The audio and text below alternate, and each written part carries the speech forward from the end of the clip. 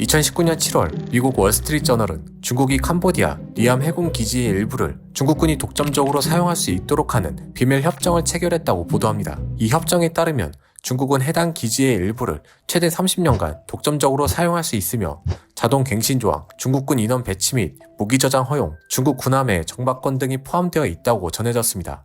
캄보디아는 자국 헌법상 외국 군사기지 설치가 금지되어 있다고 주장하며 이를 강하게 부정했지만 미국과 주변 동남아시아 국가들의 우려가 증폭됩니다. 다음 해인 2020년 캄보디아 정부가 미국이 건설했던 리암 기지 내 시설들을 철거하기 시작합니다. 이 건물들은 2017년 미국과 호주의 지원을 받아 건설되었으며 캄보디아 국가해양안보위원회의 본부로 사용되었습니다. 2021년 민간 위성 사진의 분석 결과 중국 건설 기업이 리암 기지 내 주요 건물 건설에 관여 중이라는 정황이 포착됩니다. 이러한 움직임은 방파제, 부도 확장 등 주변 인프라 건설로 확대되기 이릅니다. 2023년 미국 국방부는 중국 군사력 보고서에서 리암 해군 기지가 중국의 전략적 확장 거점 중 하나라고 공식적으로 지목합니다. 그리고 중국의 해군 전력이 해당 기지에 상시 정박 중이라는 사실도 포착됩니다. 2025년 4월 5년간의 확장 공사를 최종적으로 마무리한 리암 해군 기지 준공식이 개최됩니다. 이 준공식에는 캄보디아 총리를 비롯한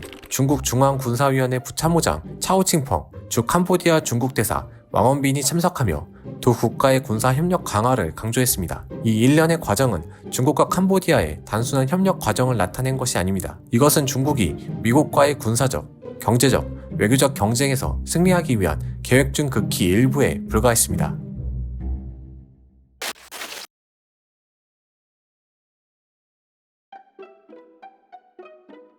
(1995년) 대만 총통이었던 리덩우이가 자신의 모교인 미국 코넬대에 방문했습니다. 당시 대만에서는 중국으로부터 독립해야 한다는 주장이 큰 지지를 받고 있었고 자기 결정권과 정치적 자율성을 강조하는 목소리가 커지고 있던 시점이었습니다. 그리고 코넬대에 방문한 리덩우이는 민주주의의 발전과 당시 대만의 목소리를 강조하며 대만이 국제사회에서 인정받고 국제적 지원을 받을 수 있는 국가라는 점을 강조하는 강연을 하게 됩니다. 그러나 당시 하나의 중국을 주장하고 있던 중국 입장에서 이러한 리덩우이의 움직임에 크게 반발하게 됩니다. 특히 리덩우이가 미국으로 입국하는 과정에서부터 미국 정부 및 의회가 공식적으로 대만 정부를 지지하는 행동들을 여러 차례 표현하자 중국은 이러한 행위 자체가 자신들의 안보를 위협하는 것으로 인식했습니다. 중국은 자신들의 안보를 지키기 위해 리덩우이의 강연을 계기로 대만해협 인근에서 군사 행동을 시작했습니다. 그리고 이러한 중국의 움직임에 미국 역시 미국의 우방국가, 자신들의 안보를 지킨다는 명분으로 대만해협 인근의 군사적 개입을 시도합니다.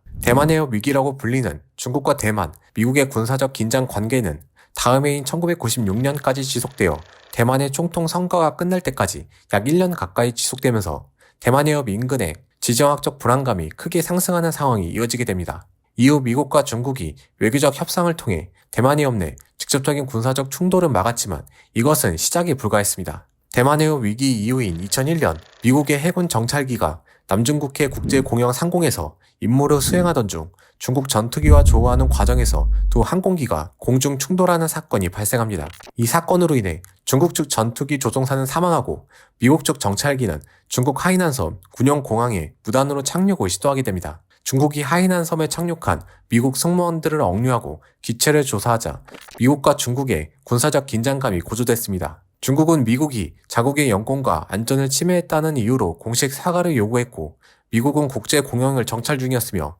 착륙 역시 불법적인 착륙이 아닌 충돌로 인한 비상 착륙이라고 주장했습니다. 11일 뒤 미국이 사망한 중국 조종사와 가족들에 대한 애도의 뜻을 전하자 억류되었던 승무원들이 풀려난 과정을 겪게 됩니다. 다음 해인 2002년 서해 공해상에서 임무 중이었던 미국의 비무장 수로 측량선에 대해 중국의 배타적 경제 수역을 침범했다는 이유로 철수를 요구했습니다. 그러나 서해는 현재까지도 한중 간 해양 관할권이 명확히 합의되지 않은 구역으로 미국은 국제 수역에서의 정당한 활동이라는 입장을 유지하며 양국 간 긴장이 고조되는 사건이 발생하게 됩니다. 1995년 이후 양국 간의 군사적 마찰이 점차 잦아지며 격화되자 미국과 중국 모두 해당 지역에서 서로에 대한 군사적 충돌에 대해 이전과 다른 보다 전략적인 대응이 필요하다는 목소리가 점차 커지게 되었습니다. 2003년 미국의 국방 싱크탱크 보고서에서 중국의 군사 전략을 접근 차단, 지역 거부라는 개념으로 정의한 이후 미국의 대중국 국방 전략의 핵심 요소로 자리 잡았습니다. 그리고 미국은 A2AD라는 용어로 중국의 군사 전략을 정리한 이후 이에 대응하기 위한 전략을 구상하기 시작했습니다. 이러한 미국의 A2AD 대응 전략은 냉전 시대 소련을 포함한 공산권과 같은 미국의 거대 적대 세력 주변 고정된 방어선과 함께 지정학적 중심으로 설명했던 아일랜드 체인을 넘어서는 군사 전략이었습니다. 아일랜드 체인은 1951년 당시 국무장관이었던 존 포스터 덜레스에 의해 처음 제시된 수동적인 방어선 성격의 작전 개념으로 해당 지역에서 상대방의 군사적 활동을 제한하고자 하는 전략으로 이후 1980년대 중국이 이를 자국의 안보 전략에 흡수하면서 공격적 성격과 방어적 성격을 모두 띠는 돌연선 전략을 사용했습니다. 아일랜드 체인과 돌연선의 작전 범위는 약간의 차이는 있지만 모두 비슷한 지역을 설정하고 이를 선으로 구분해 일정 구획을 뚜렷하게 정해놓고 자신들의 작전을 수행하는 개념이었습니다. 하지만 미국 입장에서 소련의 붕괴로 사실상 공산주의라는 명확한 적대 세력은 사라지고 9.11이나 걸프전쟁, 대만해협 위기처럼 전세계 상정되지 않은 지역에서 다양한 불확실성이 등장하자 대규모의 주둔군을 단순히 경계선에 따라 배치하는 방어적 성격에서 출발한 아일랜드 체인만으로는 미국과 오방국의 안보를 보장할 수 없다고 판단했습니다. 이에 따라 미국은 중국의 A2AD 역량에 대응하기 위해 능동적이고 유연한 작전 전략을 구상하고 통합 공회전 등의 개념을 발전시켜 나가게 됩니다.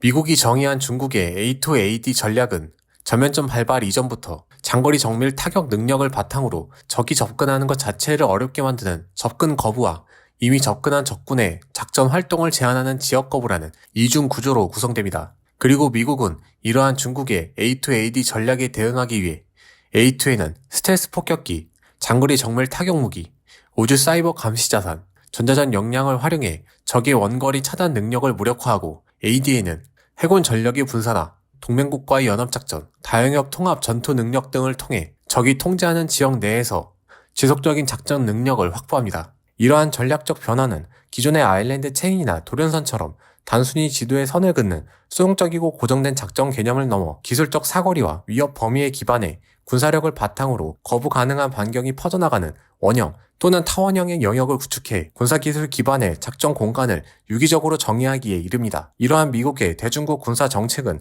전략적 유연성과 결합되면서 기존 대규모 주둔군 배치와 같은 정해진 선을 기준으로 했던 고정되고 경직된 작전 개념에서 벗어나 작전 지역 내에서 보다 역동적이고 다층적 방어 권역을 형성하는 방향으로 미군에 활동할 수 있는 발전된 구조로 전환됩니다. 이러한 미국의 움직임에 중국도 1980년대 자신들이 정의했던 돌연선의 개념에 변화를 주기 시작합니다. 현재 중국 정부는 미국이 정의한 A2AD를 수용하거나 이를 자신들의 군사 전략에 반영한다는 공식적인 입장은 내놓고 있지 않지만 중국 내부적으로 이러한 전략에 상응하는 중국식 A2AD 전략인 반개입 구역 거부 전략을 중국의 비공식 정책으로 표방하고 있습니다. 중국은 반개입 구역에 대함 탄도미사일과 중거리 탄도미사일 등을 배치해 미국의 핵심 전력인 항공모함 전단을 중거리 바깥에서부터 위협하고 괌 이후까지 타격할 수 있는 무기들을 배치합니다. 구역 거부에는 YJ-12, YJ-18 시리즈 등의 지대한 미사일, 다층 방공망을 배치하는 것뿐만 아니라 육상과 해상에 민병대와 같은 준민간인들을 주력으로 배치하면서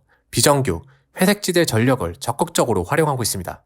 이러한 비정규 성격의 준민간인들의 적극적인 활동은 미국의 정규 전력이 대응하기 어렵도록 하며 문제 발생 시 미군이 민간인에게 피해를 입혔다는 국제적 인식을 유도할 수 있어 정치적, 외교적 부담을 가중시킬 수 있습니다. 그리고 중국은 한 발 더 나아가 반개입 구역 거부에 대한 정책을 미국과 같이 군사 전략에 한정시키지 않고 이를 더욱 확장시켜 주변 국가와의 경제적 협력, 외교 정책을 포함하는 보다 확장된 전략 개념으로 정의하고 이를 적극적 방어라는 이름으로 명확히 제시하기에 이릅니다. 이러한 움직임을 통해 중국은 자국의 외교정책 목표 달성 수단으로 반개입 구역 거부 전략을 수립하고 있으며 이를 1대1로와 같은 자신들의 공식적인 경제외교 정책에 활용하고 다차원적이고 확장형 전략으로 진화하는 모습으로 이어지게 됩니다. 이러한 과정은 2003년부터 미국이 A2AD라는 개념을 본격적으로 대중국 핵심 요소로 정의할 때 비슷한 시기인 2000년대 중반부터 중국 역시 자신들의 반개입 구역 거부 전략을 펼치게 됩니다. 중국은 남중국해 스프레틀리 군도와 파라셀 군도 등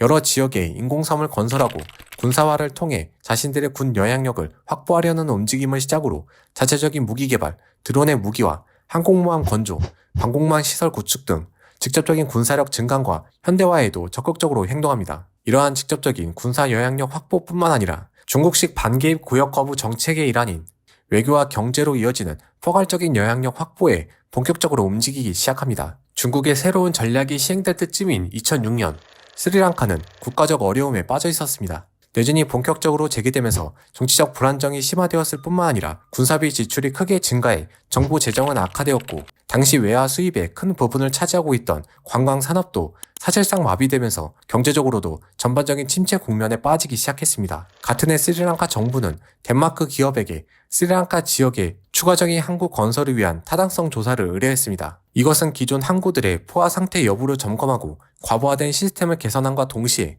항만 개발을 통해 당시 스리랑카의 경제적 어려움을 해결하려는 방법 중 하나였습니다. 그리고 덴마크 기업은 조사 결과를 바탕으로 스리랑카 콜롬보 항만의 여건들을 고려해 스리랑카 남부 도시인 함반토타의 항만 개발을 제안했습니다. 스리랑카 정부는 함반토타 항의 개발을 진행하기로 결정했지만 내전 등의 문제로 자체적인 인프라 투자 여력이 부족했기 때문에 개발을 위한 자금 지원을 인도와 미국에 요청했습니다. 그러나 두 국가 모두 스리랑카 정부의 요청에 소극적인 반응을 보였습니다. 인도는 새로 개발된 스리랑카 항구가 인도 남부 항구와의 경쟁 구도를 형성할 수 있다는 우려 때문에 자신들과 경쟁할 항구 투자에 대해 부정적인 입장을 취했습니다. 미국은 당시 해당 항구가 경제적 수익성이 낮은 것으로 평가했고, 내전이라는 불안정성이 크다는 이유로 대규모 인프라 지원에 대해 부정적인 태도를 취했습니다. 전략적으로도 인도가 거부한 사항에 대해 미국이 지원할 경우 인도의 반발을 살 가능성을 고려했고, 스리랑카의 새로운 항구가 미국 안보에 필요하다는 인식도 당시엔 낮았습니다.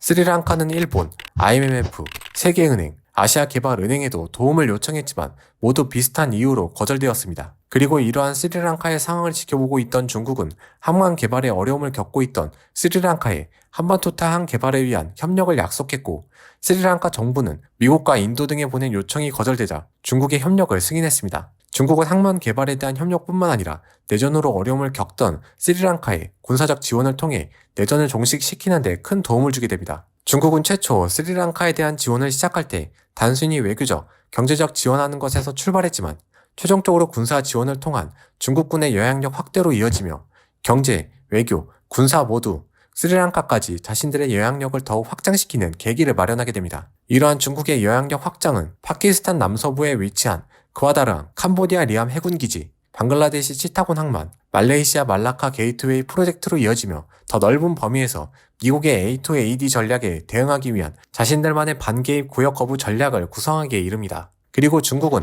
남중국해를 넘어 더 많은 지역에서 자국의 직접적인 군 영향력 확보에도 나서기 시작합니다.